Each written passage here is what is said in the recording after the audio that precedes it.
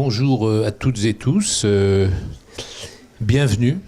Bienvenue à cette 5e journée scientifique organisée par Médecins du Monde et puis par la Fondation des Amis de Médecins du Monde, que je remercie.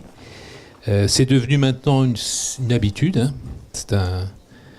C'est une journée qui est quand même suivie de manière assez importante. C'est un moment important pour notre association.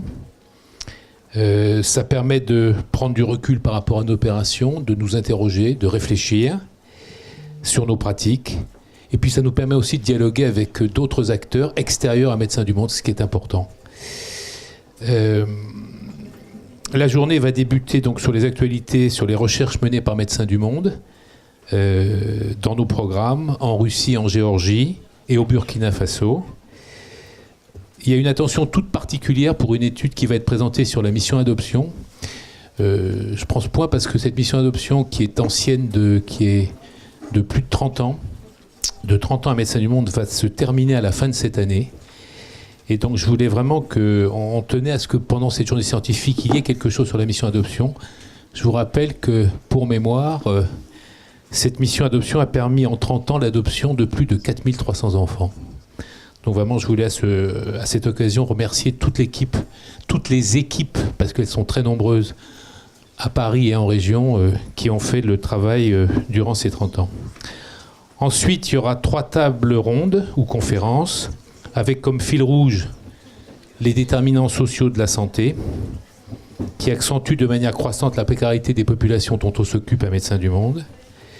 Une première table ronde sur les violences dans le parcours migratoire. C'est notre lot quotidien sur tous les terrains où on est et sur les terrains où sont d'autres associations, dont l'impact sur la santé est visiblement majeur. Une deuxième table ronde sur l'impact des conditions de vie et de travail sur la santé.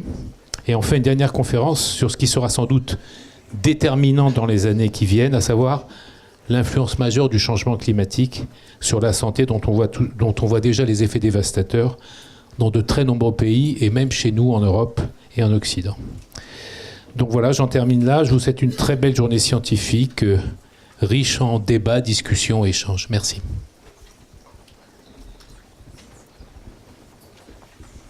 Merci Philippe. Pour ceux qui ne savent pas, tu es président de Médecins du Monde et tu vas revenir à la fin pour une conclusion.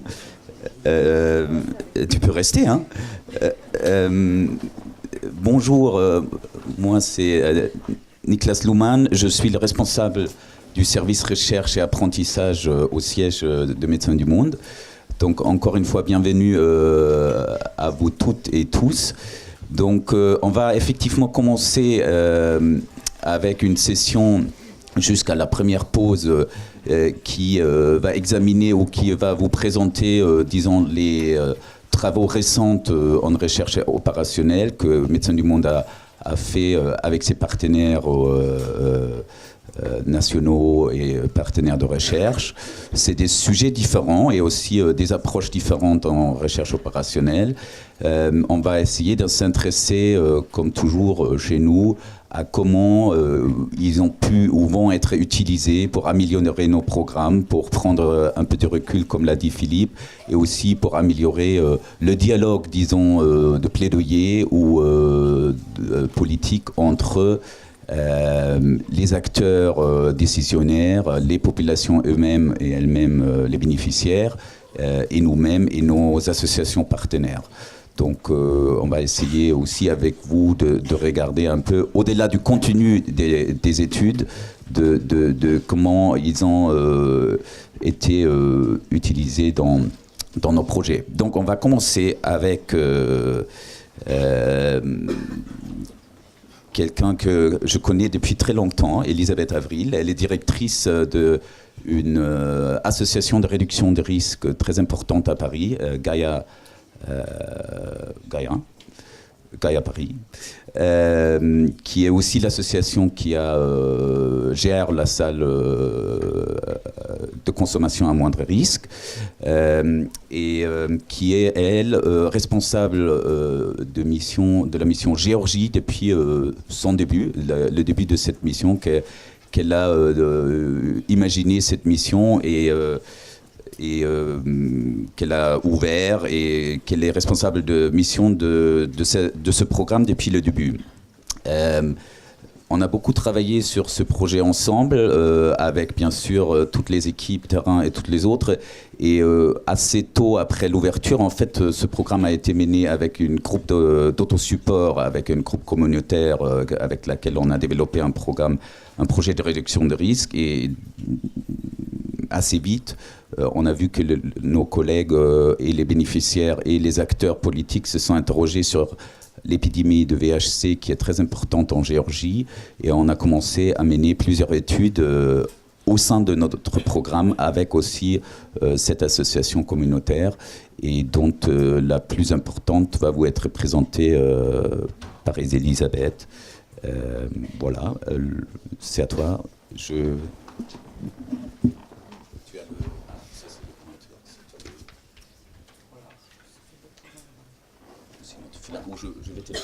Bonjour à tous. Ah, ça marche, super, du premier coup. Comme disait Nicolas, je vais vous présenter une étude qui a été faite en 2015 en Géorgie. Donc la Géorgie, c'est un petit pays de 3,5 millions d'habitants, 4 millions d'habitants. Il porte un lourd tribut à l'hépatite C. Enfin, il y a eu une épidémie d'usage de drogue par voie intraveineuse dans les années 90. Qui perdure jusqu'à maintenant, mais donc avec un fort taux de contamination par le virus de l'hépatite C. Ils ont une prévalence en population générale qui avoisine les 5%, enfin, aux dernières études. Donc, comme en fait, voilà, au niveau du monde entier, les usagers de drogue par voie intraveineuse sont porteurs pour beaucoup et dans les nouvelles contaminations du virus de l'hépatite C. Donc sur la Géorgie, là on estime à peu près à 52 500 personnes qui injectent des drogues. Voilà. Je pense que c'est une estimation un peu basse, et à 150 000 adultes qui sont infectés par une hépatite C chronique, hein, donc, dont 25% sont des personnes qui consomment des drogues. Donc, comme a dit Nicolas, on a eu une partie de notre travail qui s'est vraiment concentrée sur le témoignage, l'advocacy, et donc ça a amené le gouvernement, avec bien évidemment d'autres partenaires, mais qui a amené le gouvernement à mettre en place une stratégie d'élimination de l'hépatite C d'ici 2030. Donc je vais passer assez rapidement. Donc c'est le plan national d'élimination 2016. Donc Médecins du Monde en Géorgie. Donc depuis 2010-2011. 2011, on a démarré un projet de réduction des risques en partenariat avec une association communautaire d'usagers de drogue qui s'appelle l'association New Vector. Et dès le départ, on a développé une partie de notre travail sur l'advocacy, sur les besoins en traitement de l'hépatite C, enfin déjà en diagnostic, puis en traitement de l'hépatite C. Donc en 2012, pour ce faire, en 2012, d'ailleurs avec mon voisin de gauche, nous avons fait une enquête, une étude pour déjà déterminer le poids de l'hépatite C parmi les usagers de drogue.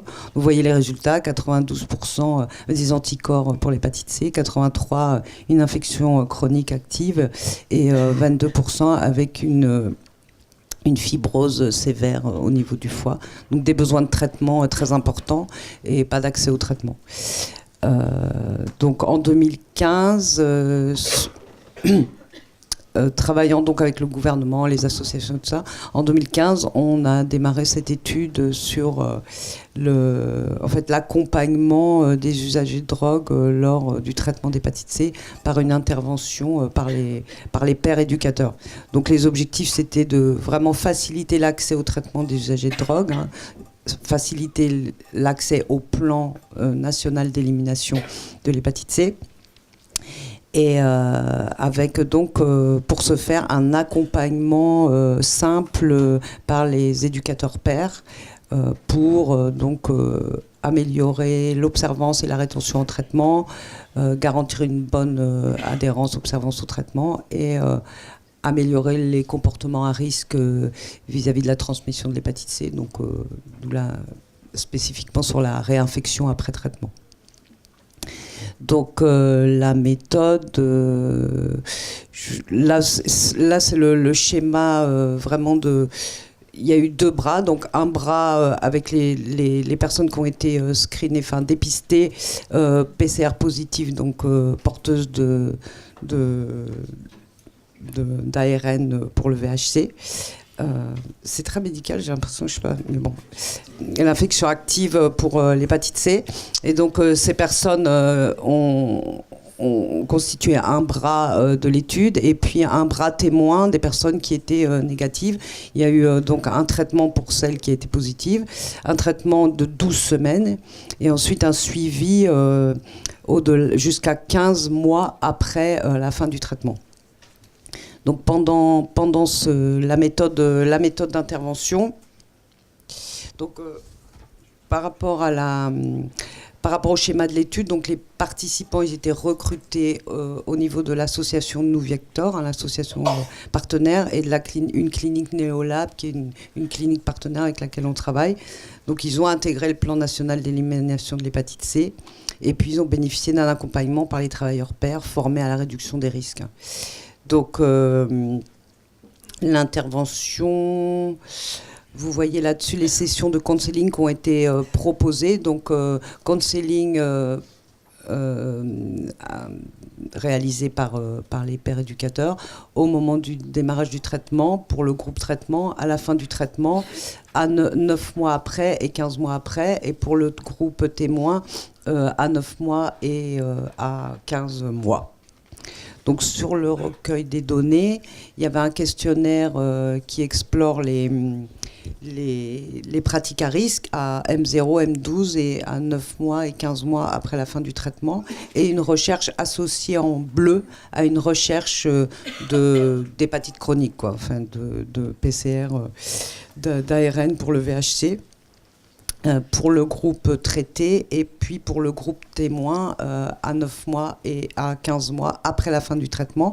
L'analyse du premier questionnaire au moment du démarrage du traitement a permis d'élaborer des messages de prévention adaptés, des outils de réduction des risques pour répondre aux besoins spécifiques de cette population. Donc la population, vous voyez, des gens relativement âgés, puisqu'un âge moyen de 46 ans, surtout des hommes qui injectent beaucoup, hein, puisque 50% ont injecté dans le mois précédent le démarrage du traitement. Une importante prévalence de la cirrhose du foie avec 49%. Voilà. Et un génotype 3 majoritaire à 52%. Donc sur les résultats... Donc vous voyez qu'il y a une adhérence au traitement, enfin 97,95% des gens ont terminé le traitement, 5 personnes ont dû arrêter pour des effets secondaires sévères. 88% n'ont pas loupé un seul rendez-vous médical et 79% n'ont pas raté une seule dose, ce qui est vraiment important. Donc sur la réponse virale soutenue, c'est-à-dire ce qui équivaut à la guérison, après 12, donc SVR 12, après 12 semaines de traitement, la réponse virale soutenue, 84% des usagers donc, ont obtenu cette guérison après 12 semaines de traitement. Et cette réponse était corrélée significativement avec l'existence de la cirrhose avec le génotype 3. Donc ça c'est l'incidence, donc les résultats sur l'incidence de la réinfection, parce que c'est un problème majeur. Vous savez qu'il y a beaucoup de gens, beaucoup de médecins en fait qui sont très hésitants à traiter les usagers de drogue au prétexte qu'ils se réinfecteraient très rapidement. Donc ça c'est un peu dans tous les pays, y compris en France, hein. Donc ça a été un moment, cette question revient toujours sur le tapis quand il s'agit de traiter les usagers de drogue. Donc sur l'incidence, il y a 2 personnes dans chaque groupe qui se sont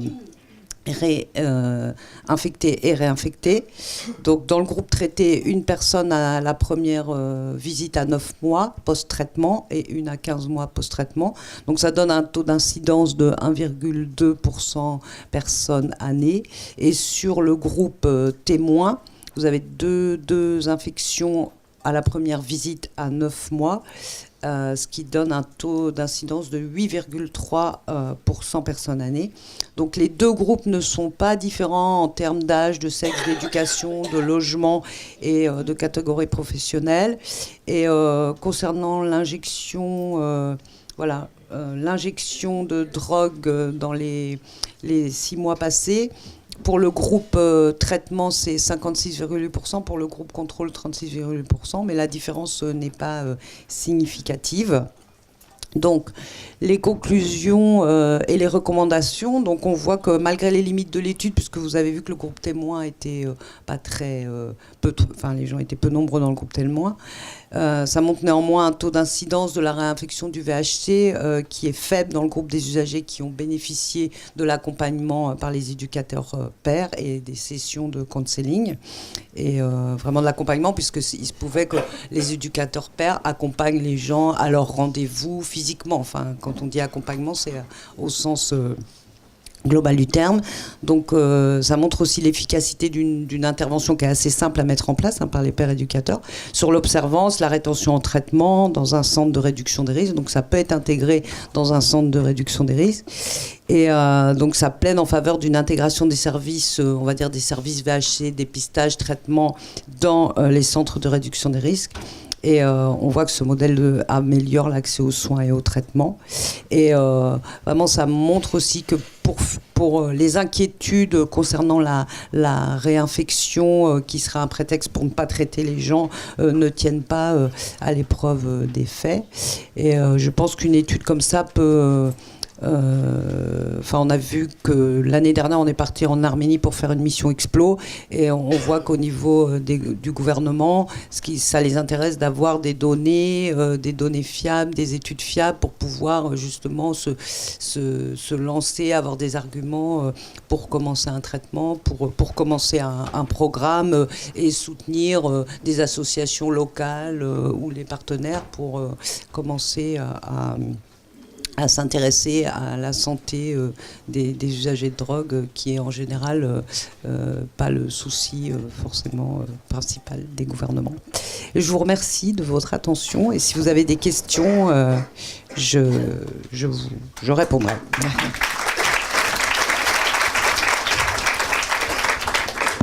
Merci beaucoup, Elisabeth. Je me permets juste, pas de compléter, mais de dire que je pense effectivement cette étude qui a donc montré que les personnes, même s'ils sont très vulnérabilisés, adhèrent beaucoup à ce traitement, qu'ils ont des résultats qui ont été même un peu supérieurs, sans pouvoir les comparer, que toute la population générale qui a été traitée dans le même dispositif du programme national. Ça nous a permis quand même de devenir un acteur très important en Géorgie sur cette question-là. Et aussi, au-delà de la Géorgie, je tiens quand même à peut-être dire que tous ces résultats ont été publiés, présentés beaucoup dans différentes conférences et colloques, qui ont été repris dans des revues systématiques sur cette question, parce qu'au niveau en Géorgie et global, bien sûr, il y a toujours cette question, est-ce qu'on peut traiter ces personnes, quels seront leurs résultats, et voilà. Et ce modèle qu'on a développé avec les pairs éducateurs a été repris beaucoup par d'autres associations en Géorgie, et après par nous-mêmes au Vietnam, au Kenya, et ensuite. Donc c'est quand même un programme qui, effectivement, vous voyez, a eu une construction assez complexe d'études, ou complexe peut-être pas, mais conséquent, et qu'on a su utiliser dans plein de domaines, auprès de plein d'acteurs différents. Pour le gouvernement géorgien, c'est important aussi d'arriver avec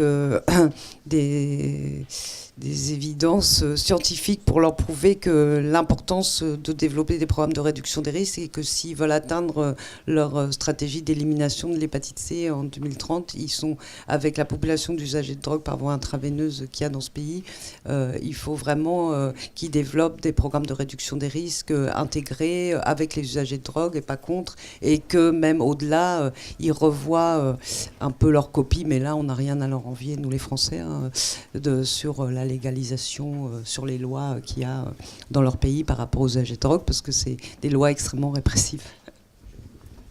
Oui, c'est exactement ça. C'était le dialogue auquel on a participé pendant des années pour insister que sans une réduction de risque et ce type de programme de dépistage et de traitement, d'accompagnement, ils ne pourront pas éliminer l'hépatite C dans leur pays, qui connaît quand même une très importante épidémie aussi dans cette population. Et au début, effectivement, leur stratégie nationale n'incluait pas vraiment une approche, et ça a quand même changé depuis, je pense. Après, ça va à un rythme des politiques publiques en santé publique. Donc je prendrai peut-être 2 questions. Je ne sais pas, tu as très bien géré ton temps. Donc je ne sais pas s'il y a des micros déjà dans la salle.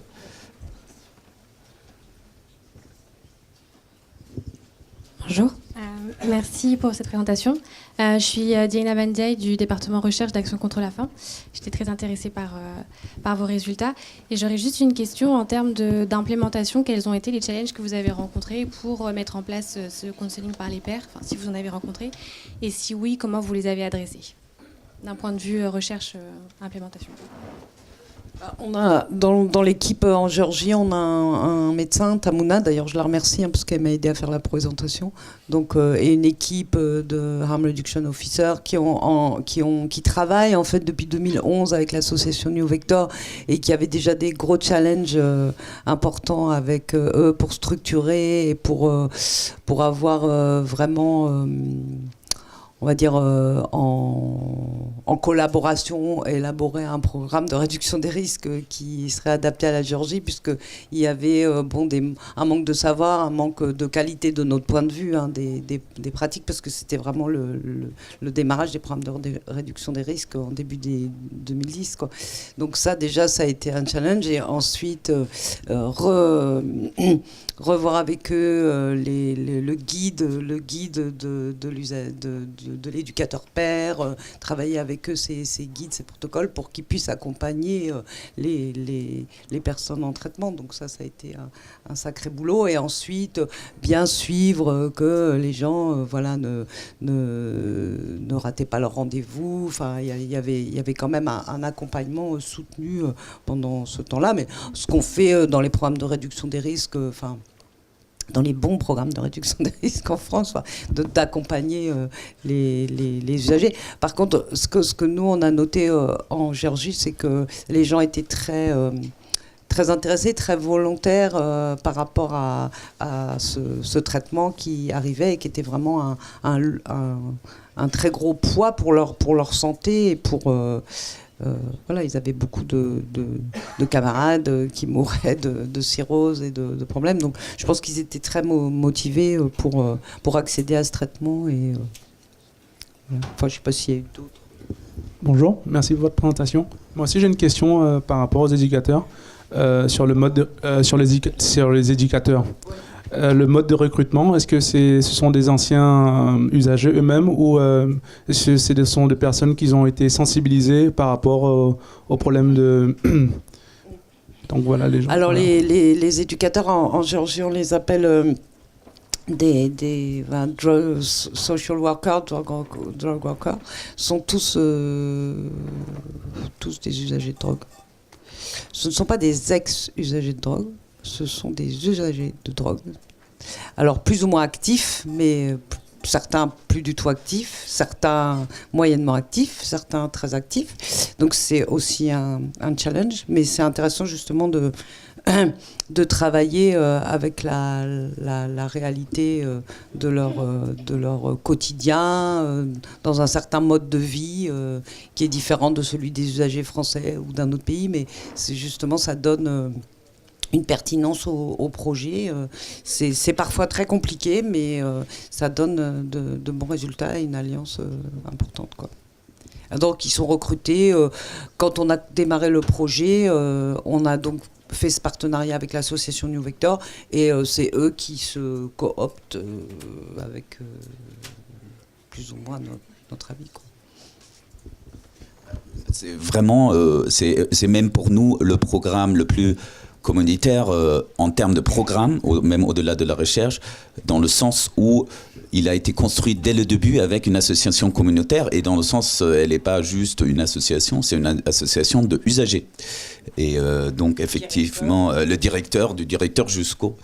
Et voilà. Et donc les pères éducateurs sont les personnes qui ont créé cette association et qui l'ont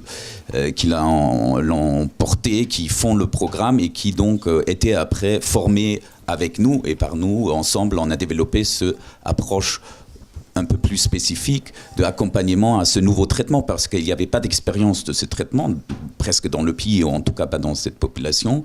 Et ça a été assez formalisé. Il y a ce qu'on appelle un handbook qu'on a écrit, où il y a toutes les étapes et les questions et le support qui est développé par les pères éducateurs, qu'on a partagé après avec nos propres programmes et d'autres associations qui travaillent sur les mêmes problématiques. Dernière question, si vraiment nécessaire, ou sinon, malheureusement, on est... Juste pour conclure, on peut dire qu'il y a maintenant le traitement hépatite C est intégré dans le centre de New Vector. Donc ils ont ils ont fait une association, ils ont un partenariat avec Neolab, et ils reçoivent et ils traitent les gens dans le dropping, ce qui est sans médecin du monde, ouais.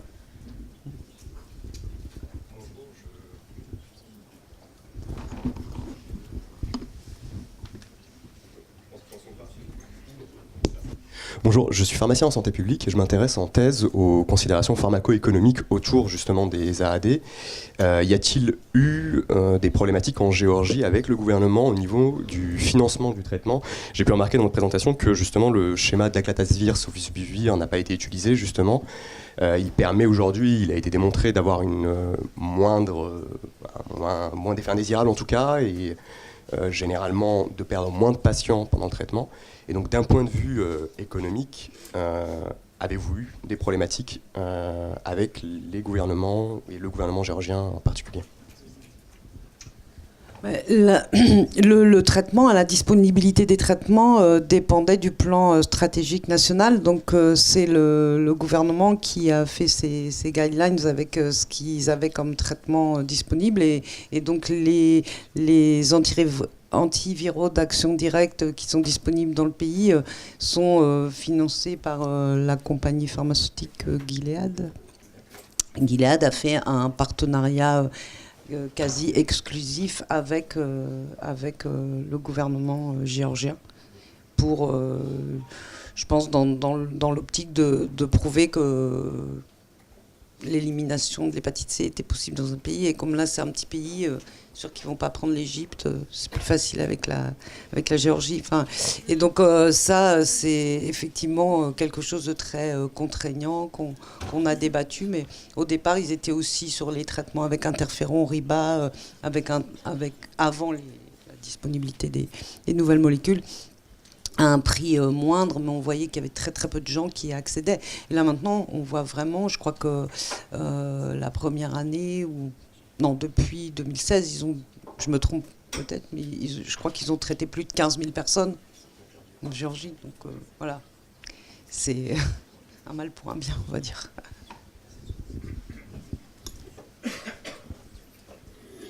Bon, je pense que c'est important parce que comme peut-être certains le savent, on a aussi beaucoup dénoncé à MDM les politiques pharmaceutiques et notamment celles de Gilead autour de l'hépatite C, autour d'autres médicaments. Et nous, on a absolument, c'est-à-dire, comme vient de dire Elisabeth, on a accompagné seulement cette association et les usagers pour accéder au programme national. C'est-à-dire, nous, on n'a ni acheter, contribuer ou quoi que ce soit au procurement ou c'était le programme national qui a fait ces accords ou je ne sais pas quoi avec les industries pharmaceutiques. Bien sûr, ça a été un grand débat à des moments. Bon, on va passer à une autre présentation qui sera aussi sur la réduction des risques. C'est pas forcément planifié comme ça, mais Dominique Pateau, il a aussi travaillé à des moments sur cette première étude en Géorgie. Dominique est dermatovénérologue. Il a travaillé en tant que généraliste dans différents endroits comme le centre Primo Levi ou le programme Chez Soi d'abord, et aussi à Gaïa Paris. Il a été d'abord bénévole au Lotus Bus, un programme auprès des travailleurs et travailleuses de sexe, ou que des travailleuses du sexe à Paris. Il est aujourd'hui RM, donc responsable de mission du projet Travailleuses du sexe Russie à Moscou, qui existe depuis quelques années. Et il a beaucoup contribué à la recherche qu'il va nous présenter. Et je pense que c'est important aussi de dire que c'est donc une recherche sur le VIH, les infections sexuellement transmissibles et les violences en Russie, dans un contexte où cette épidémie du VIH, surtout en Russie, est une des épidémies les plus importantes du monde entier et les plus difficiles, que la lutte a pris beaucoup de retard, la lutte contre le VIH-Sida. Bon, ça c'est. Je pense qu'il y a le SIDAction aujourd'hui, donc c'est pas mal. Bonjour à toutes. Allô, allô. Bonjour à toutes et à tous. Donc je vais vous présenter aujourd'hui les résultats principaux, parce que on a beaucoup d'autres, il y aurait beaucoup d'autres tableaux à vous montrer, mais pour les impatients, je vous propose d'attendre la publication du rapport final qui devrait arriver dans les quelques semaines qui viennent. En deux mots sur la présence de Médecins du Monde en Russie depuis 1993 sur divers programmes, je ne vais pas les détailler ici. Simplement en 2015, on a eu l'opportunité de nous associer avec le fonds Shaggy. Shaggy, ça veut dire le pas en avant, qui est une association communautaire, pour le coup, de personnes vivant avec le VIH, qui bénéficiait d'un financement du Fonds mondial pour un programme de réduction des risques auprès des travailleuses du sexe à Moscou, travailleurs et travailleuses du sexe. Alors, réduction des risques, c'est un gros mot en Russie, donc on ne le dit pas. On peut pas parler de réduction des risques parce que, comme vous le savez sans doute, la Russie, malgré toutes les preuves scientifiques de l'efficacité des mesures de réduction des risques, ne les applique pas.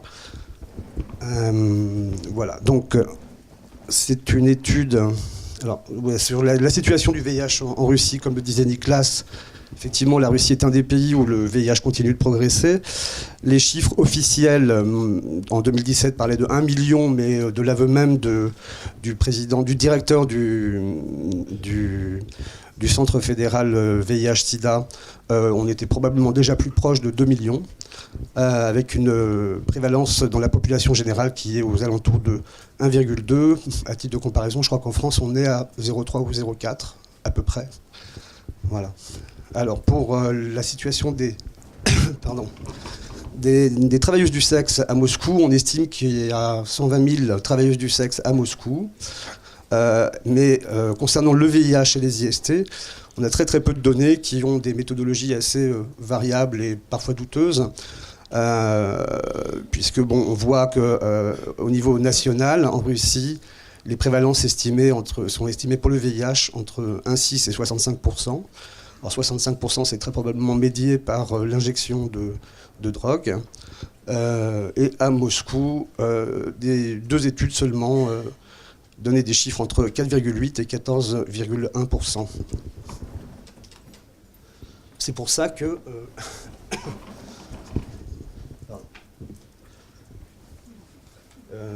c'est pas ça... C'est pour ça qu'arrivant sur le terrain, on a eu l'idée assez rapidement de mettre en place une étude avec une méthodologie assez robuste, enfin le plus robuste possible, en partenariat avec l'association Shaggy. Donc l'étude, c'est une étude transversale dont le but est d'estimer la prévalence du VIH, ça c'est l'objectif principal, et également de 5 IST, et d'identifier les facteurs associés avec l'infection et les facteurs de vulnérabilité. donc une étude transversale qui a recruté, selon la méthodologie du RDS. Alors, RDS, voilà, donc cette jolie image montre le recrutement. Le RDS, c'est Respondent Driven Sampling. Pour ceux qui ne connaissent pas, c'est une méthode, on pourrait dire que c'est la moins pire des méthodes pour recruter des personnes difficilement atteintes. Et qui se base en fait sur le recrutement de seeds. Les seeds, c'est comme des graines qui recrutent elles-mêmes entre 3 et 5. Nous, on a commencé à 3, et puis vu la difficulté de recrutement, la lenteur du recrutement, on est passé assez vite à 5 personnes, avec une distribution de coupons, et chaque personne recrutant elle-même 5 personnes, etc. Là, quand on voit ce schéma, en fait, il y a 3 seeds. Au total, il y avait 11 seeds. 3 qui n'ont pas donné du tout de recrutement. La seed la plus productive, je dirais, est allée jusqu'à 94 recrutements. Voilà. Donc là, sur le schéma, on a distingué, et même dans les analyses aussi, bien sûr, les roses et les oranges. Donc, en rose, nous avons les travailleuses du 16 qui travaillent en intérieur, donc on dit indoor, et en orange, les extérieurs, je dirais, donc outdoor, qui travaillent essentiellement, pour l'essentiel, sur ce qu'on appelle des tochka. Tochka, ça veut dire point en russe, et qui sont en fait des lieux en périphérie de Moscou, sur le long de la M4. Bon, c'est une sorte de grand périphérique, l'équivalent de la francilienne. Donc, ce qui a des implications aussi pour le programme, parce que c'est quand même très très éloigné du centre. Donc, en termes d'organisation, c'est pas simple. Non, juste, je vais repasser. Je vais redire un petit peu quelque chose là-dessus, parce que, en fait, on a un peu naïvement, initialement, on pensait que les personnes recrutées, les participantes, viendraient au Drop-in Center, donc le centre de l'association Shaggy. Et en fait, on s'est rendu compte qu'elles ne venaient pas du tout pour faire le questionnaire, faire les prélèvements, etc. Et donc, assez rapidement, on a changé de stratégie pour aller vers, c'est-à-dire, donc on a utilisé les unités mobiles dont dispose le programme pour aller justement sur ces tochka. Du coup, ça a eu un impact quand même sur la qualité du questionnaire, puisqu'il a fallu le raccourcir, et notamment, puisque tu évoquais les violences, c'est vrai qu'on n'a pas pu investiguer aussi complètement qu'on aurait voulu l'exposition aux violences.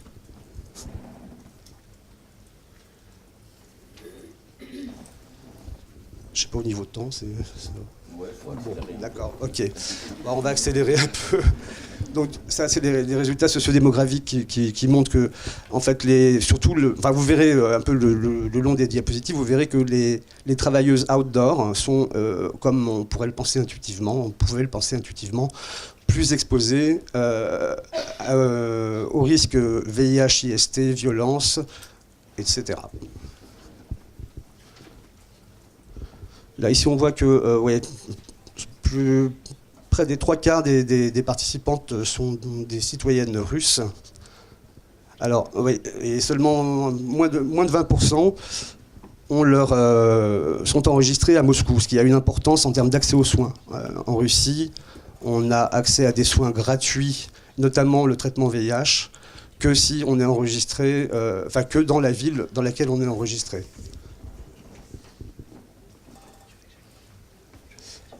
Non, là, on va passer. Juste, voilà, l'accès aux préservatifs. Effectivement, les outdoors ont un accès moindre aux préservatifs et utilisent moins le préservatif. Sur les violences. Donc, près de 20% des outdoors ont subi des violences physiques, et on approche les 40% dès qu'il s'agit de viols. Parce que les violences sexuelles sont un euphémisme pour ce qui est un viol. L'intérêt de cette diapo, c'est surtout de montrer... l'alcool bien sûr plus chez les extérieurs que les intérieurs, enfin outdoor, indoor, et seulement, enfin un peu moins de 7% déclarent avoir déjà injecté dans leur vie, ce qui peut, parce que ce qui est assez peu par rapport à d'autres terrains à Moscou, ça même à Moscou, en Russie, à Saint-Pétersbourg par exemple, c'est beaucoup plus, dans la plupart des grandes villes de Sibérie également. Et ce qui explique probablement le fait qu'on ait un résultat. Alors, attendez, oui. Voilà. Ça, c'est les résultats de la prévalence du VIH et de 5 IST, ce qui explique effectivement qu'on ait une prévalence calculée assez basse finalement. On était assez surpris, 3,1%. Enfin, assez basse, mais on est quand même à 3 fois à peu près la population générale.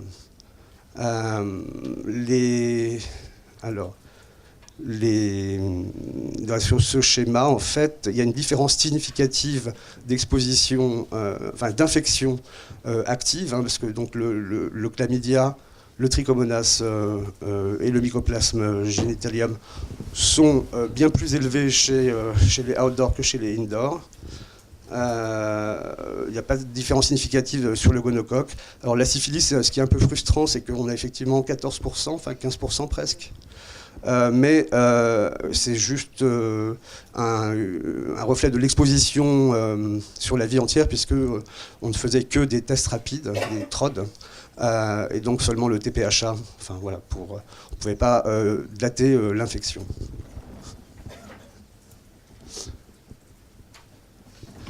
Alors, on a vu que la vulnérabilité, les critères tous les facteurs de vulnérabilité se concentraient un petit peu sur les outdoors. On s'est intéressé en analyse multivariée sur ce qui mettait à risque, entre guillemets, d'être une travailleuse du sexe et de travailler en extérieur. Ce qui est le plus marquant, je dirais que c'est non, c'est pas le plus marquant d'ailleurs.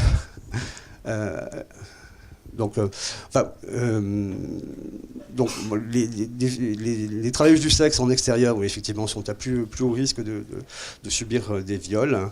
Et ce qu'on voit aussi, c'est que ces participantes en extérieur avaient un niveau de diagnostic, avaient consulté beaucoup moins que les indoors, mais tout en étant beaucoup plus infectés, ce qui montre effectivement une vraie problématique de l'accès aux soins pour les personnes travaillant à l'extérieur, ce qui est corrélé, alors je vais pas revenir sur la première diapo, sur les données sociodémographiques. La plupart des travailleuses du sexe en extérieur ne sont pas enregistrées dans la région de Moscou et donc par là même ont moins d'accès aux soins.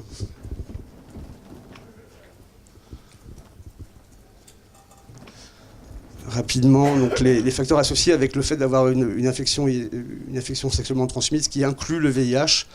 C'est vrai qu'on n'a pas fait beaucoup, les modèles d'analyse multivariée n'ont pas, vu le faible taux d'infection VIH, n'ont pas permis de vraiment différencier le VIH des autres IST dans beaucoup d'analyses.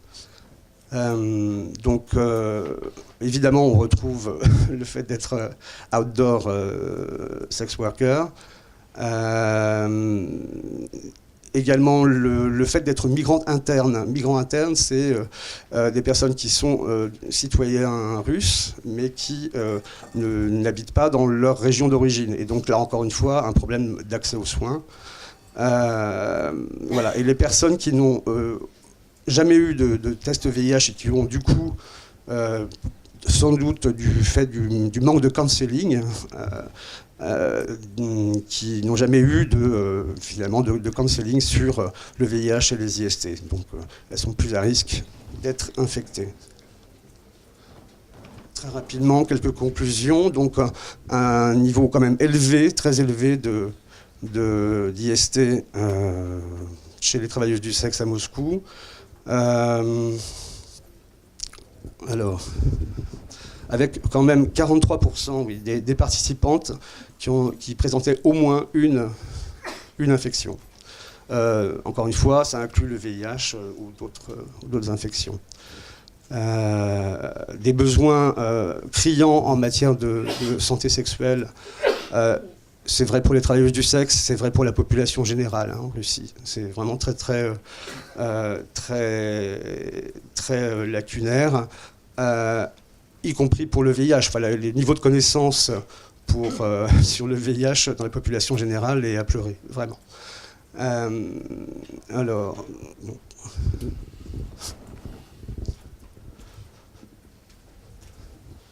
Oui, donc, oui, pour les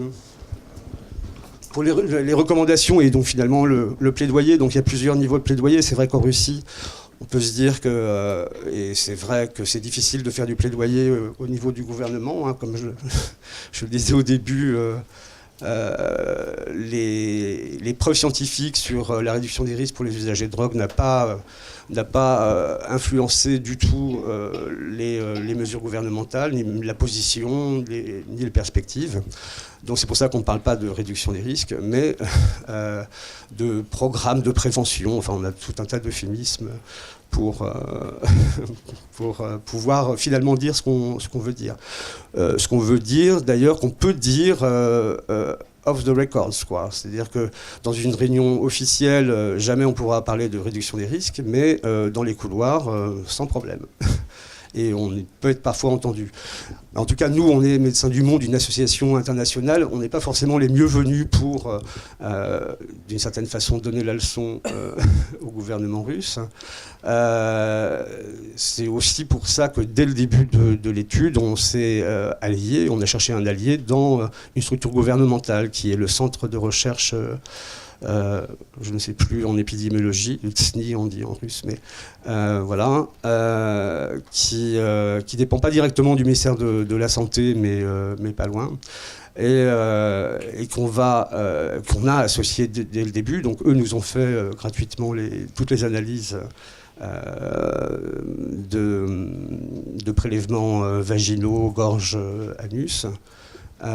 Et faisaient les confirmations pour le VIH et les syphilis.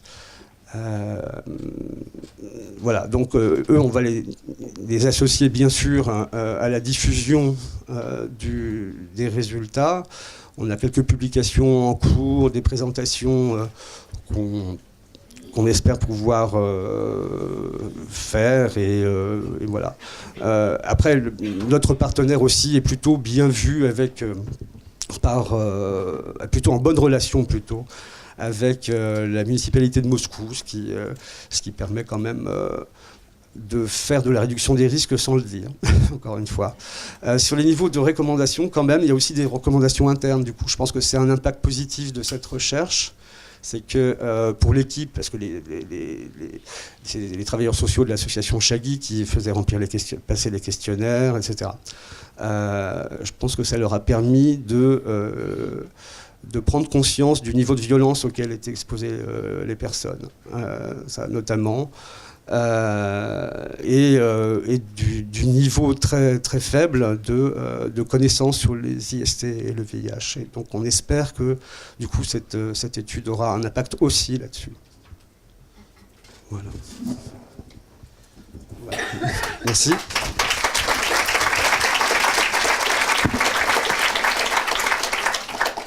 Merci Dominique. Effectivement, il n'y a plus beaucoup, en tout cas des ONG, disons, internationales en Russie. Et cette question du VIH, encore une fois, le jour du site d'action en Russie reste extrêmement important.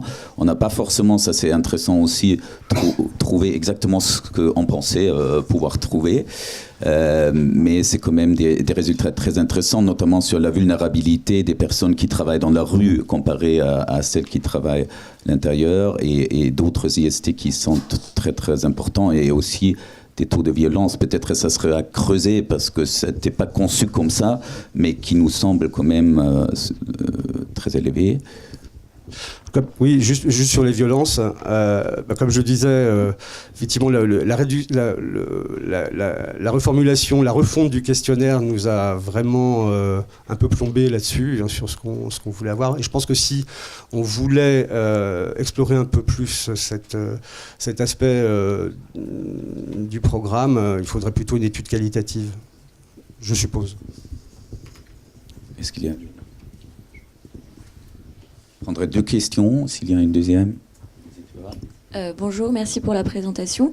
J'avais 2 petites questions. La première, mais sur cette étude et en général, vous disiez que vous aviez un partenariat donc, avec le Centre d'épidémiologie en Russie qui vous aidait sur les analyses biologiques. Mais je voulais savoir qui faisait les analyses en fait, que vous avez montré. Est-ce que c'est Médecins du Monde? Est-ce que vous avez fait d'autres partenaires avec eux?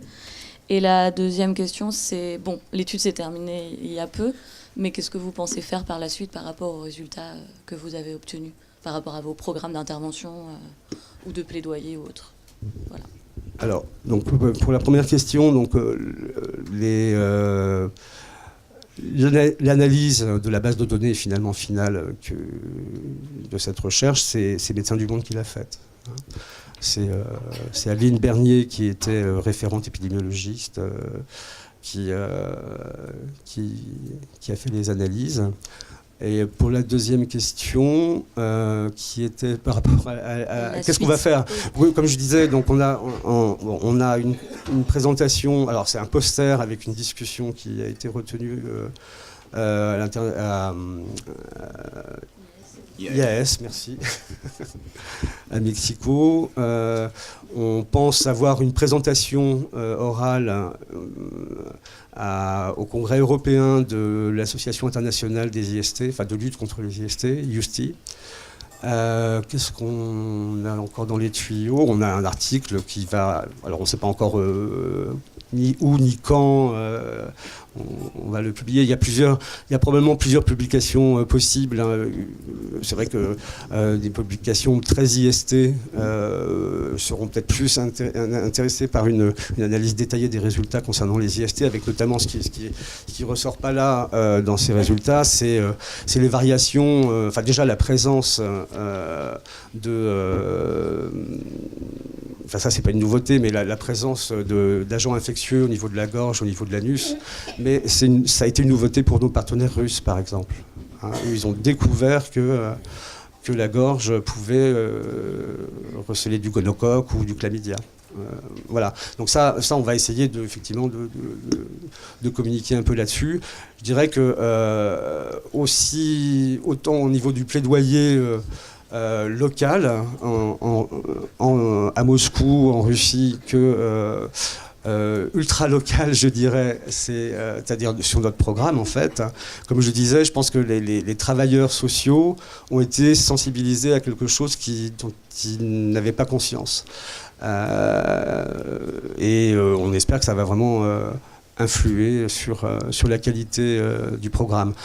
J'ai pas mentionné ni insisté sur quelque chose sur lequel on bute un petit peu sur le programme actuellement, c'est la mobilisation communautaire. Alors je disais que Chagui est une association communautaire, mais de personnes vivant avec le VIH, essentiellement MSM, enfin HSH, enfin, homosexuels. Et ont un petit peu de difficulté peut-être même à comprendre l'intérêt de mobiliser les travailleuses du sexe elles-mêmes. Bon, ça commence à prendre un petit peu, ça fait quand même 4 ans qu'on y travaille. Voilà. Ok, on prend la deuxième question courte et réponse courte, s'il vous plaît. Bonjour, du coup, c'est une question à 2 volets.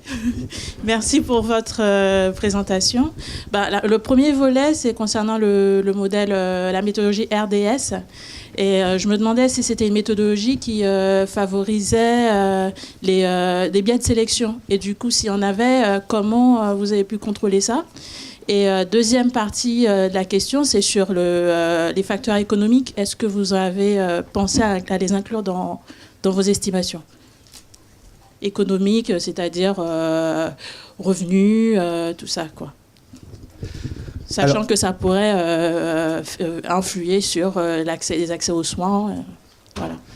Alors, je vais peut-être commencer par la deuxième question, ça va être plus rapide. En fait, on s'est posé la question justement de poser des questions sur l'aspect économique, comme vous dites, et en fait, c'était trop touchy. On ne demande pas, en tout cas à Moscou, ça ne se fait pas de demander. Enfin, en tout cas, voilà, les travailleurs sociaux, le partenaire ne se sentait pas du tout de demander aux filles combien elles gagnaient. Donc voilà. Donc du coup, non, on n'a pas cette réponse donnée-là. Oui, pardon. Sur le RDS, des biais, bien sûr, il y en a. D'ailleurs, à partir du moment où nous, on a décidé d'aller chercher les participantes là où elles étaient, c'est-à-dire sur les Tochka, on est bien sûr que... on est bien conscient qu'on s'éloigne d'un RDS tout blanc, je dirais. Enfin, vraiment très. On est vraiment. On n'est pas loin du convenience sampling, quoi. Vraiment, c'est-à-dire du prélèvement de l'échantillonnage de convenance, qui est bon, bah voilà, on a des personnes, on les inclut toutes, et puis il n'y a pas du tout cet effet boule de neige qui analyse un petit peu les réseaux sociaux. Alors, qu'est-ce qu'on fait pour ça? On en est conscient. Je dirais que c'est déjà pas mal. Bon, après, il y a des logiciels qui existent, qui ne vont pas corriger un biais de recrutement dans un RDS, mais qui permettent de pondérer les résultats en fonction de la taille des réseaux sociaux et de la nature des réseaux sociaux. Enfin, je ne vais pas rentrer dans les détails, que je ne maîtrise pas d'ailleurs. Merci beaucoup, Dominique. J'ajouterais seulement qu'on travaille aussi vraiment sur un plan de diffusion et d'utilisation en Russie avec des partenaires, bon, c'est un vrai travail qu'il faut planifier. Et c'était pas notre première RDA, c'est une très bonne question. On a quelques doutes aussi on pense qu'elle a été un peu survendue, cette méthodologie. Elle n'est pas, même si on le fait très bien, on essaie de le faire très bien, elle n'est pas complètement représentative, mais comme le disait Dominique, c'est la meilleure peut-être qui existe pour des populations aussi un peu difficiles d'accès, disons. Bon, on va changer de thème et de méthode et de continent. Donc, on espère de ne pas vous perdre avec ça. Donc, la prochaine présentation, il nous reste encore 2 avant la pause, sera fait par Dolores Pourret, qui est anthropologue de la santé à l'IRD et notamment membre du CEPED d'Université Paris-Descartes. Ses travaux portent sur la santé des femmes, des enfants, et aussi elle a travaillé sur les questions de migration. Dolores a travaillé à Madagascar, à La Réunion, en Polynésie française, la Guadeloupe, la Martinique. Et elle travaille donc sur ce projet de partenariat d'action et de recherche autour de la question du cancer du col en Afrique de l'Ouest. Un projet qui est financé par la Fondation des Amis de Médecins du Monde. Avec nous, donc, la Fondation et Médecins du Monde depuis 2018. Elle va nous présenter une première étude socio-anthropologique qu'on a fait avant le début de ce projet pilote qui est pour nous aussi une nouvelle thématique. Merci. Bonjour à toutes et à tous. Donc, je vais vous présenter cette étude socio-anthropologique des facteurs influençant l'accès à la prévention et aux soins du cancer du col de l'utérus à Ouagadougou. Paracao, le partenariat d'action et de recherche contre le cancer du col de l'utérus en Afrique de l'Ouest, c'est un programme donc financé par la Fondation des Amis de Médecins du Monde qui rassemble des chercheurs en sciences sociales et des acteurs de Médecins du Monde.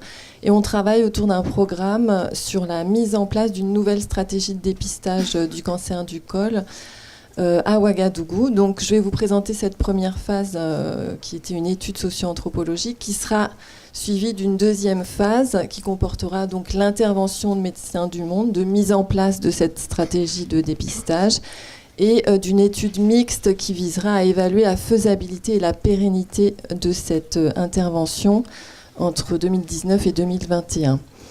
Alors, juste 2 mots de contexte. Donc, le cancer du col est dû à une infection par le papillomavirus humain transmise par voie sexuelle. En Afrique de l'Ouest, c'est une des principales causes de mortalité par cancer.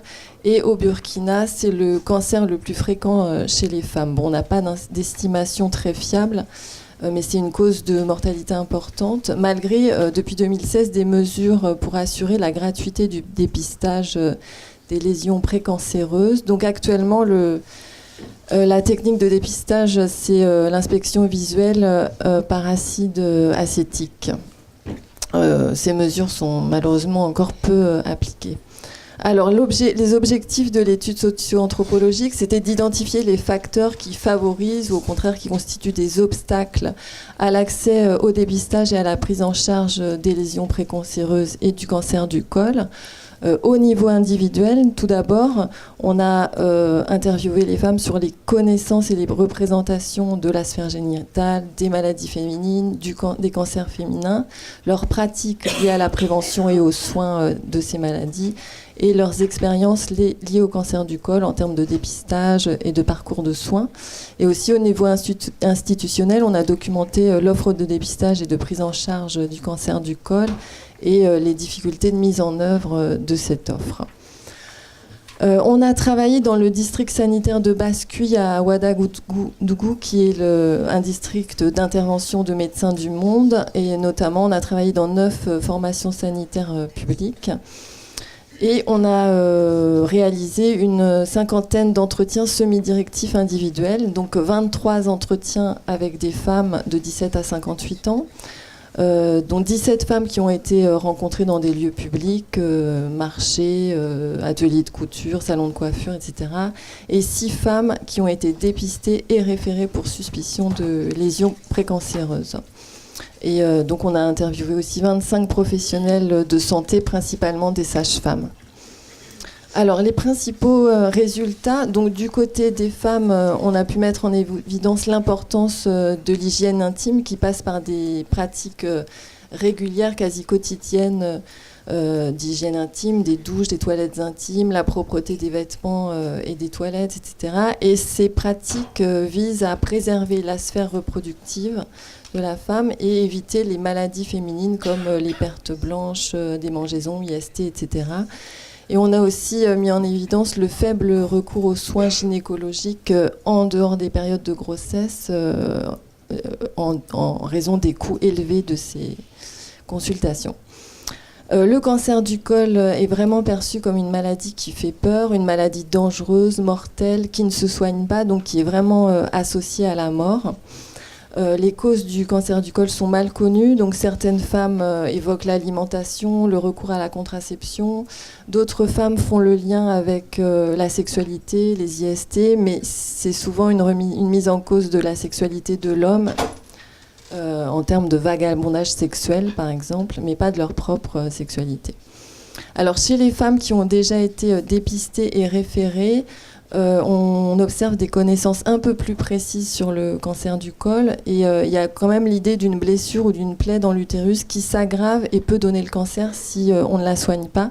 Donc même si elle ne parle pas de lésions précancéreuses, il y a quand même l'idée d'une évolution de la maladie. On a noté aussi le rôle primordial de la gratuité dans le recours au dépistage. Donc la gratuité, c'est vraiment l'élément qui déclenche bien souvent le recours au dépistage. S'il n'y avait pas la gratuité, les femmes n'iraient pas se faire dépister. D'autres femmes ont aussi noté l'importance du fait d'avoir des symptômes ou d'avoir eu des IST à répétition ou des IST mal soignés ou d'avoir entendu aussi parler dans leur entourage de femmes décédées du cancer du col. Ça aussi, ce sont des éléments à prendre en compte, mais c'est vraiment la gratuité qui déclenche le recours au dépistage. C'est une gratuité relative puisqu'elles doivent souvent quand même payer le spéculum élégant. Ce qui peut être aussi un obstacle. Alors parmi les femmes enquêtées dans les lieux publics, la moitié avait déjà fait au moins un dépistage, ce qui est quand même bon signe. Et les sources d'informations sur le dépistage sont variées, donc les femmes de l'entourage, les professionnels de santé, les campagnes d'information, les médias, etc. Pour les femmes, le dépistage, c'est vraiment un moyen de se rassurer. C'est-à-dire, voilà, si le dépistage est négatif, elles sont rassurées. Mais par contre, lorsque le risque d'avoir un cancer peut devenir réalité, donc en cas de lésion précancéreuse, de suspicion de lésion précancéreuse, on observe des réactions diverses, c'est-à-dire que certaines femmes vont penser qu'elles vont mourir et donc elles vont arrêter, elles ne vont pas poursuivre les examens médicaux et les soins, donc ces femmes sont perdues de vue du système de santé. Et à l'inverse, d'autres femmes informent leurs proches pour pouvoir poursuivre les soins et se faire soigner. Et le rôle des proches est très important dans l'accompagnement moral, mais surtout dans l'accompagnement financier, parce que ces femmes ne peuvent pas payer les soins bien souvent. Donc, dans les parcours de soins, on observe une pluralité des professionnels consultés. Ce sont souvent des parcours longs, compliqués. Les femmes doivent aller faire les différents examens et les soins dans différents centres de santé, donc c'est compliqué pour elles. Les coûts sont très élevés, d'où le rôle primordial des proches. Et on observe vraiment des difficultés à parler du cancer, que ce soit avec les professionnels de santé ou avec les proches. Et je prendrai juste l'exemple d'une femme qui a eu une hystérectomie suite au diagnostic de cancer. Et cette femme ne sait pas qu'elle a eu ce cancer. En fait, les médecins qui l'ont soignée et sa famille ne lui a pas dit. On lui a dit qu'on devait lui enlever l'utérus car elle ne devait plus avoir d'enfant. Ce qui montre vraiment la difficulté de mettre des mots sur cette maladie. Alors du côté des professionnels de santé, on voit qu'ils sont sensibilisés au cancer du col et eux-mêmes perçoivent une augmentation des cas de cancer du col, ce qui montre qu'il est davantage dépisté. Mais il manque vraiment de formation puisque la plupart des professionnels enquêtés ont acquis leurs connaissances sur le tas, ils n'ont pas eu de formation. Donc ils ont appris auprès de collègues qui avaient eux-mêmes bénéficié d'une formation. Et du côté des structures de santé, on observe que la proposition de tests de dépistage n'est pas systématique, même dans les centres de santé où on devrait le proposer. Donc par manque de temps, par manque de ressources humaines et par manque de matériel. Alors, quelles utilisations de ces résultats ? Bien sûr, ils vont être utilisés pour la mise en place du programme de dépistage par test HPV. Notamment, ce que ces résultats montrent, c'est l'importance de travailler sur la communication autour du cancer et autour des lésions précancéreuses, autour des termes à utiliser pour amener les femmes au dépistage, mais ne pas leur faire peur et ne pas les perdre de vue si jamais des lésions précancéreuses sont dépistées. Mettre en place des stratégies de counseling pré- et post-test. Et aussi renforcer l'information sur l'existence des traitements lorsque les lésions sont dépistées tôt. On a montré aussi l'importance d'impliquer les hommes et de manière générale l'entourage dans la prévention, la communication autour du dépistage, le suivi médical, puisque les hommes peuvent être des soutiens très, très forts et doivent l'être et peuvent l'être. Et en mettant en évidence l'importance des pratiques d'hygiène intime, ça incite aussi à proposer l'autoprélèvement de cette nouvelle stratégie de dépistage qui peut être acceptée par les femmes. Ces résultats servent aussi à renforcer le plaidoyer de Médecins du Monde, notamment pour renforcer les structures sanitaires, bien sûr en termes de ressources humaines, d'intrants, de matériel, les compétences des professionnels de santé aussi qui ont besoin de formation sur le cancer du col, renforcer aussi la gratuité du dépistage des soins qui n'est pas du tout assurée à ce jour et minimiser les risques de perdu de vue en établissant par exemple des systèmes de contre-référence ou en organisant le dépistage et les soins dans les mêmes structures de santé. Voilà. Je voudrais bien sûr remercier la Fondation des Amis de Médecins du Monde qui finance ce programme et sans qui on ne pourrait pas le faire. Et puis voilà, les équipes de Médecins du Monde en France et au Burkina et les institutions sanitaires du Burkina et bien sûr les professionnels et les femmes qui ont participé à l'étude. Merci.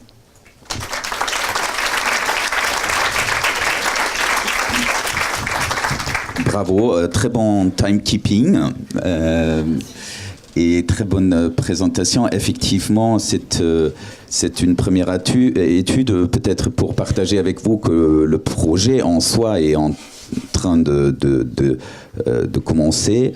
Les formations ont commencé et ça va démarrer très, très vite. Et effectivement, il y aura une deuxième phase de recherche mixte où on va continuer les analyses socio-anthropo avec une recherche en sciences de l'implémentation accolée à ce projet avec la même équipe mixte au CEPED.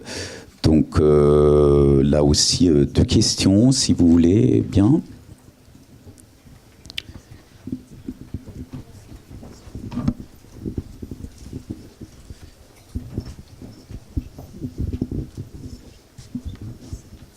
Bravo pour ce beau travail. Moi, j'ai une question qui est peut-être un peu...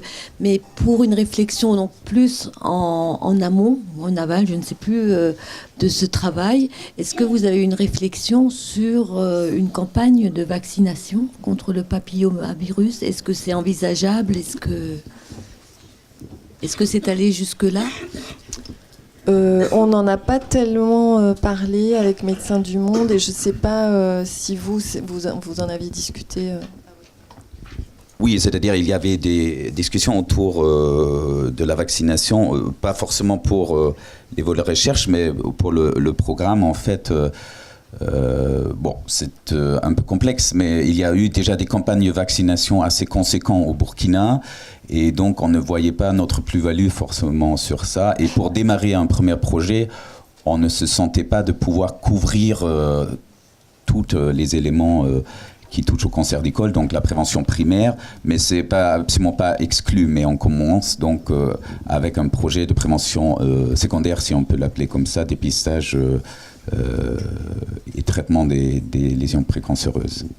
Mais il y a eu des campagnes très conséquentes déjà dans le passé au Burkina. Ça ne veut pas dire que le problème est évacué. Oui.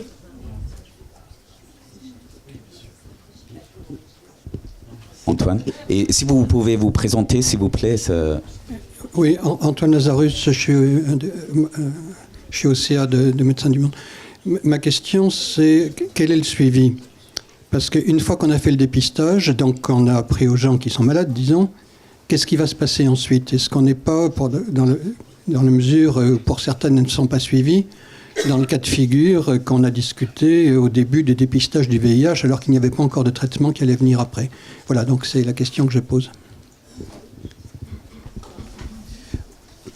Bon, on va répondre à 2 peut-être, mais c'est-à-dire, en fait, le programme même, il est fait pour faire ce que on pense va être son plus grand plus-value pour le patient, c'est que le dépistage avec HPV permettra de savoir si on est positif et après traiter le même jour si ça se passe bien au centre de santé, parce que sur cette maladie, il y a beaucoup de pertes de vue. Donc ça, c'est pour les lésions précancéreuses qui pourraient être traitées au même endroit. Après, il peut y avoir, mais si on réfléchit même par rapport à des chiffres et dans des 1000, on n'arrivera pas à beaucoup de patients qui ont effectivement des cancers maintenant avancés, c'est-à-dire ou des vraies des formes de cancer qui sont plus des lésions précancéreuses, pour lesquelles effectivement la prise en charge est plus compliquée, et on travaille avec des associations de malades et le gouvernement sur, il y a des dispositifs dans la région pour la prise en charge et aussi de plus en plus en Côte d'Ivoire et au Burkina. Donc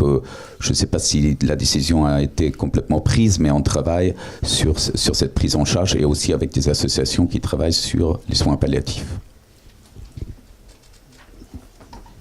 Mais là, actuellement, parmi les femmes là, qu'on a rencontrées, qui ont été référées, donc voilà, elles ont eu une première information sur le fait qu'il fallait qu'elles aillent consulter ailleurs, à l'hôpital.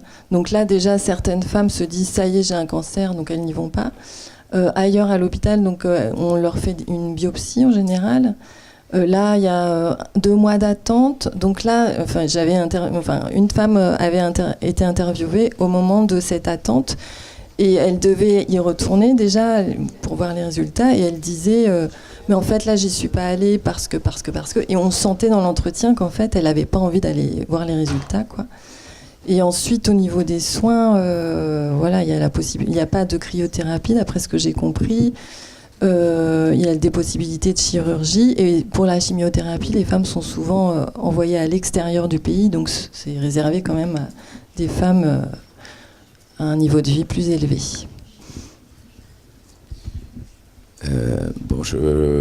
On va devoir avancer, je suis désolé. Merci beaucoup pour ce beau travail. Et on va avoir notre dernière présentation avant la pause. Merci Dolores. Est-ce que vous pouvez faire redescendre les micros parce que sinon...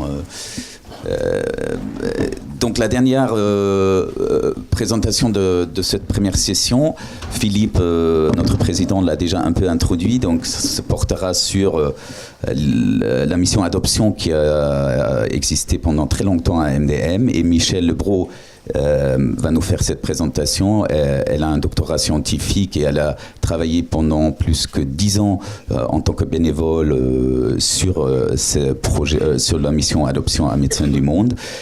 Une mission qui va se terminer à la fin de l'année, a été intégrée à MDM. Et donc c'était vraiment aussi une façon de regarder sur les 3 études que vous avez menées sur le devenir des enfants adoptés à l'international via Médecins du Monde.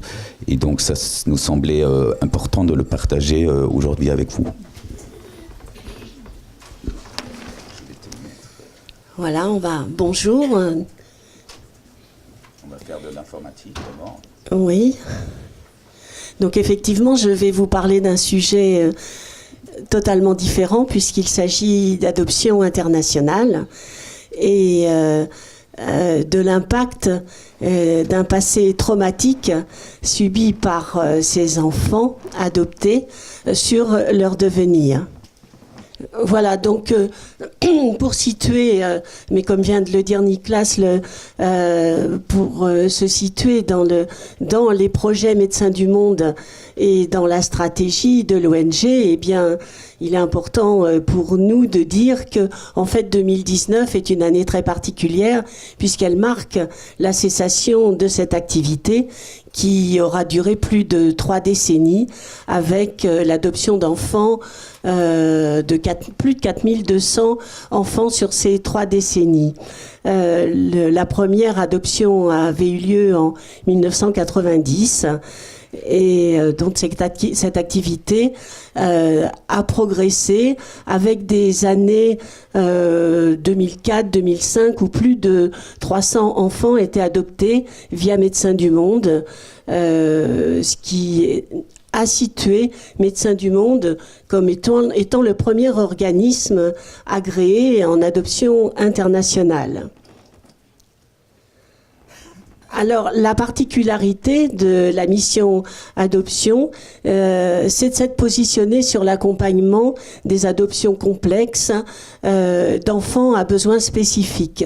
Les enfants à besoins spécifiques, ou appelés comme tels, ce sont les enfants adoptés grands, adoptés en fratrie, avec 2, 3, 4 enfants, ou bien étant atteints de maladies, de pathologies particulières. Et on le voit sur cette diapo, alors qu'il y a quelques années, ces adoptions spécifiques représentaient environ 50% de notre activité.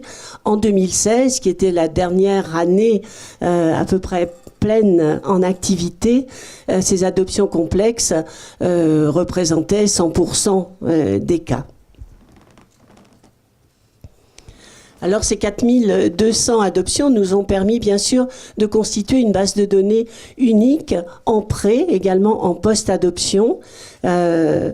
Et ceci nous a permis de mener 3 enquêtes rétrospectives sur le devenir de ces enfants, 3 enquêtes sur 22 ans, en partenariat pour la première avec le CNRS et avec le Conseil régional d'Île-de-France.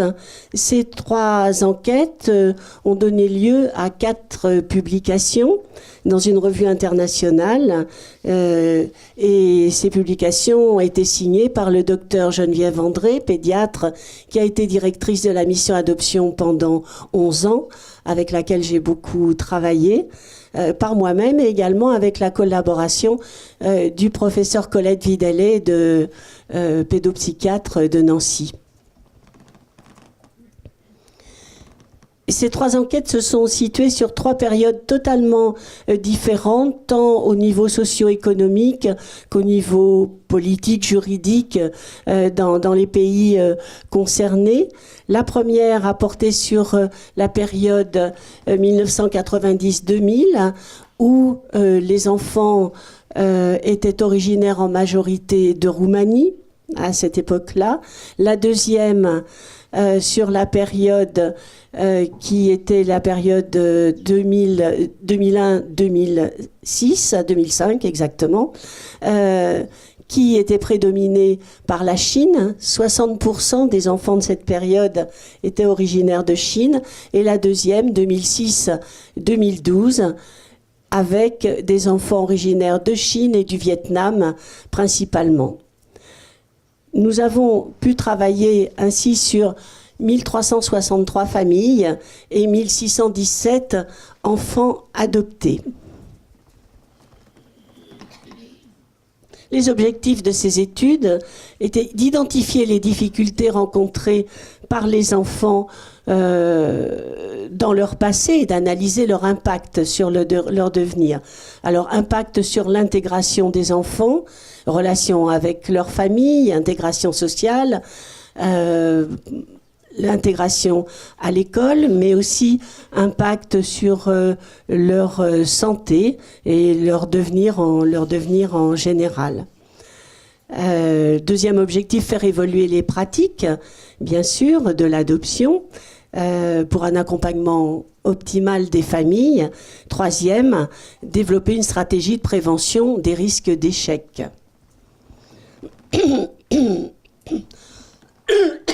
Bien sûr, le premier traumatisme subi par ces enfants, c'est leur adoption.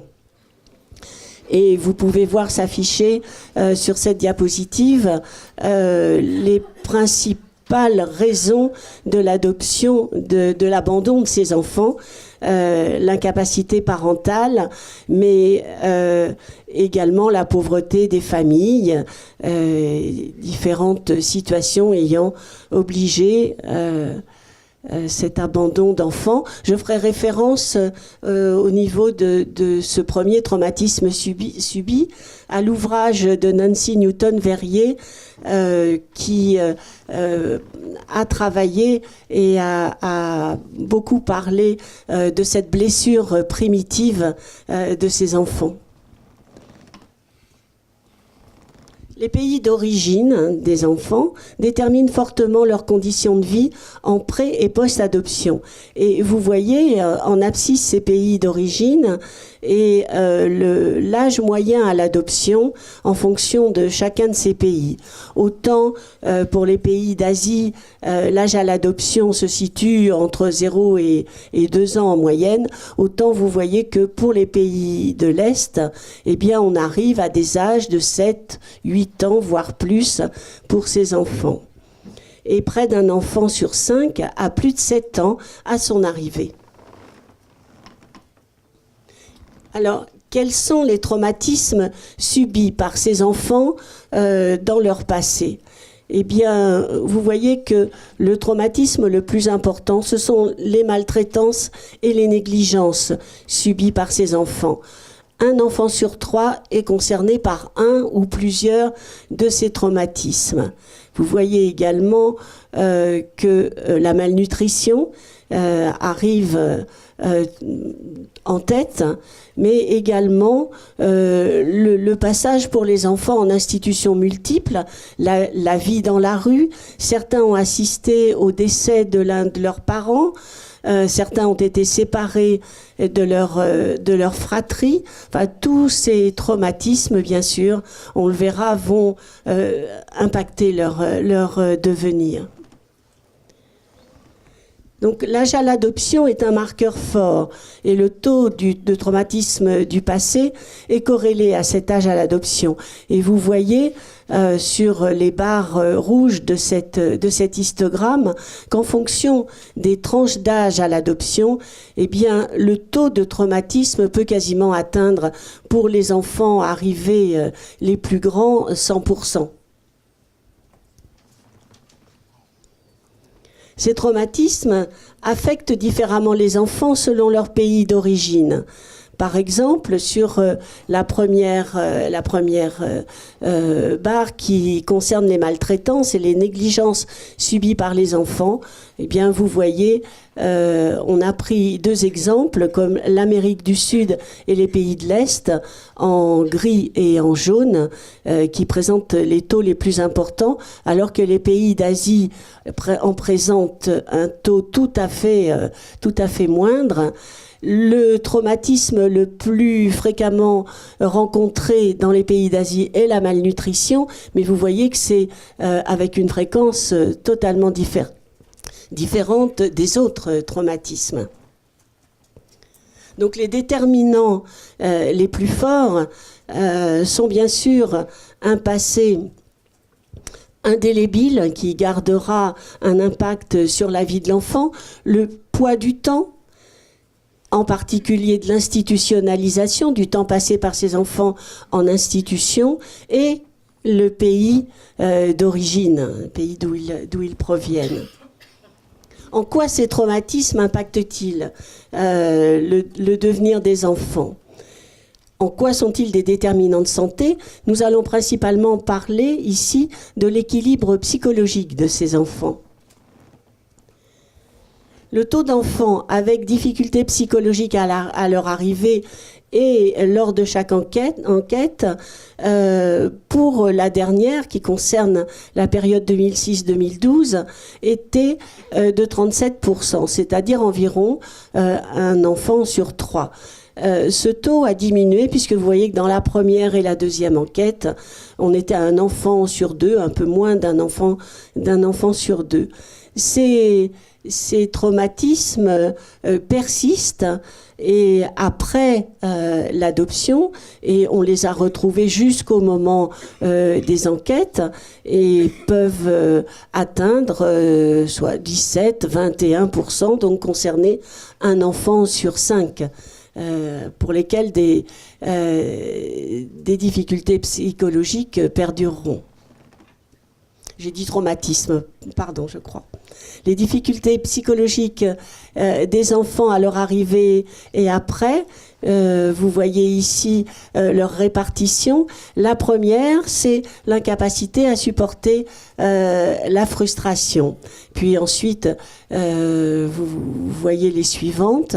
Je ne vais pas le détailler, peut-être un petit peu par manque de temps. Mais si on regarde ce qui concerne les adolescents, puisque nous avons travaillé sur 230 adolescents correspondant aux 2 dernières enquêtes, eh bien pour les adolescents, bien sûr, on retrouve toujours les mêmes troubles psychologiques, mais à des taux beaucoup plus élevés. Vous voyez les barres bleues qui correspondent aux adolescents par rapport aux jaunes qui correspondent aux non-adolescents. On avait fait la répartition en moins de 13 ans et plus de 13 ans. 2 tiers des adolescents présentent des troubles psychologiques à leur arrivée. Alors, quelle est la correspondance entre passé traumatique et troubles psychologiques ? 53% des enfants à passé traumatique présentent des troubles psychologiques à leur arrivée et après. Et il y a simultanéité des troubles et on peut voir que certains enfants qui, par exemple, se présentent en particulier agressifs ou violents après leur arrivée, eh bien, sont plutôt ceux qui ont fréquenté des institutions multiples, la rue, plutôt que d'autres. Alors, nous avons fait un focus sur les 5 cas de rupture familiale qui ont marqué l'étude menée sur la période 2006-2012. Vous voyez ici ces 5 cas avec leurs similitudes. Donc ce sont, on peut dire peut-être 5 cas d'échec, encore qu'il faille mettre le mot échec entre guillemets, parce que qu'est-ce qu'un échec d'adoption? Il faudrait encore le définir. Mais vous voyez que ces 5 enfants sont arrivés pour 2 des pays de l'Est, pour 3 du Brésil. Ils ont été adoptés grands, puisqu'ils étaient déjà relativement... on va dire, de grands adolescents au moment de l'enquête. Ils ont tous eu un passé traumatique et dont vous pouvez voir les caractéristiques, mais qui sont toujours les mêmes, de violences subies, en particulier de maltraitance dans tous les cas. Et ils présentent tous des troubles à leur arrivée. Un seul des cas présente une rupture définitive entre les parents adoptifs et leur enfant, mais nous avons remarqué pour les 3 études que les parents ne veulent pas parler de rupture définitive et ils font tout, même si quasiment ils ne voient plus leur enfant, ils font tout pour lui préserver un cadre de vie possible, c'est-à-dire par exemple les faire vivre chez des amis ou leur louer un appartement. Enfin, on a trouvé cette situation dans la majorité des cas. En conclusion, on voit que le lien entre adoption tardive, exposition à des événements traumatisants et troubles psychologiques est quasiment constant et a été retrouvé, quelle que soit la période étudiée.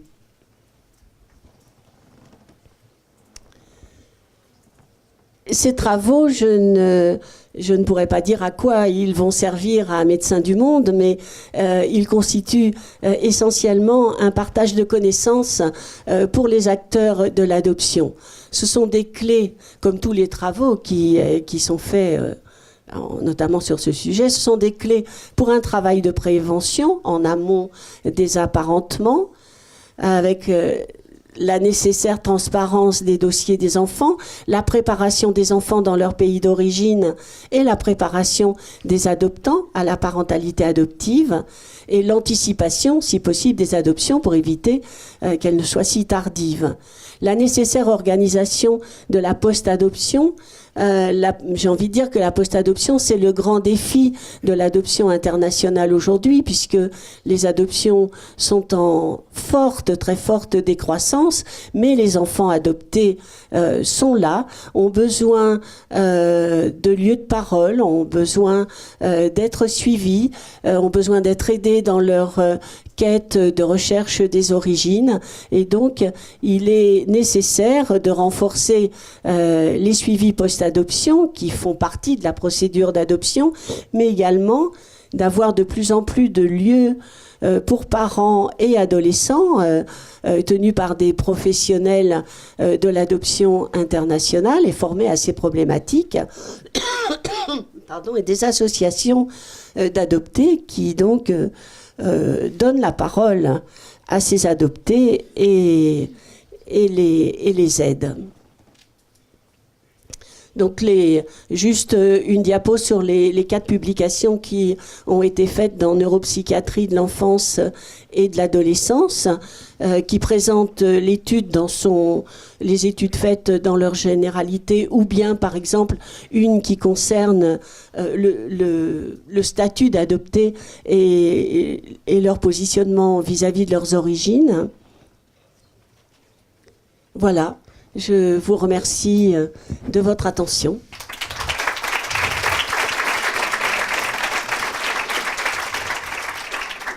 Merci beaucoup Michel pour ces travaux impressionnants et que, comme tu l'as toujours dit, qui font un lien avec la fil rouge de la journée qui sont les déterminants de la santé, effectivement. Je prends une question parce qu'on a déjà beaucoup de retard, il y avait des problèmes de métro ou je ne sais pas quoi.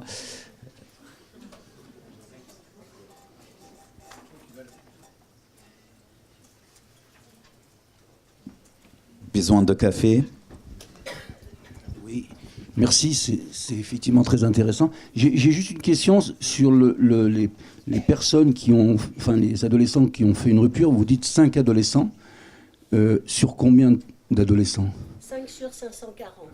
Ce qui veut dire, que si on inverse la question du traumatisme, ce qui veut dire qu'en pourcentage, vous avez 95 ou 96% des adoptions qui se passent bien. Est-ce que vous confirmez ça ou... Alors, qui se passent bien, qui peuvent bien sûr présenter des difficultés. On voit que ces enfants qui ont des troubles psychologiques à leur arrivée nécessitent des suivis, nécessitent des aides particulières, mais ces 5 cas sont des cas de rupture au sein de la famille. C'est pour ça qu'il faut faire attention au terme d'échec et je n'aime pas trop l'utiliser.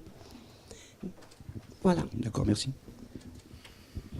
Merci à toutes les intervenantes de ce premier temps. Je vous invite vivement à revenir. On dira, il est 11h20. 11h20, il y aura une table ronde passionnante sur le parcours migratoire et les violences sur cette question majeure de nos sociétés. Je retrouve ma fiche, je pense.